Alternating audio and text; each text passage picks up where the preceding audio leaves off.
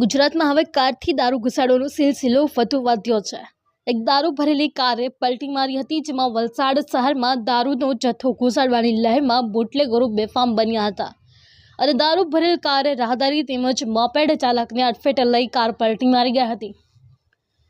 વલસાડ શહેરમાં વહેલી સવારે દારૂની હેરાફેરી કરવાનો પ્રયાસ કરવામાં આવ્યો હતો, ત્યારે દારૂની હેરાફેરી કરનારે દારૂ ભરેલી કાર પલટી મારી હતી, જેમાં ગેરકાયદેસર દારૂની હેરાફેરી રોડ પર ચાલતા બે રાહદારીઓ અને સામેથી આવી રહેલા મોપેડ ચાલકને ટક્કર મારી હતી। શહેરના ચીપવાડ ગરનાળા પાસે આજે સવારે લાલ રંગની Tata નેક્સન car number JJ15 CG 8634ના ચાલકે સ્ટેરિંગ પરથી કાબુ ગુમાવતા બે રાહદારીઓ અને એક મોપેડ ચાલકને ટક્કર મારતા કાર રોડની કિનારે ઉતરી પલટી મારી ગઈ હતી। ઘટનાની માહિતી મળતા જ આસપાસના લોકો કારમાં દારૂ હોવાનું જાણવા મળતા દોડી આવ્યા હતા અને અકસ્માતને પગલે દારૂની હેરાફેરી કરનાર કાર ચાલક કાર મૂકીને ફરાર થઈ ગયો હતો। ત્યારે ગુજરાતમાં દારૂ માટે હવે કારમાં હેરાફેરી માટેનો નવો કિમિયો યોજાયો હોય તેવું હાલ લાગી રહ્યું છે। Ashwin Gohel, GN news, Valsad.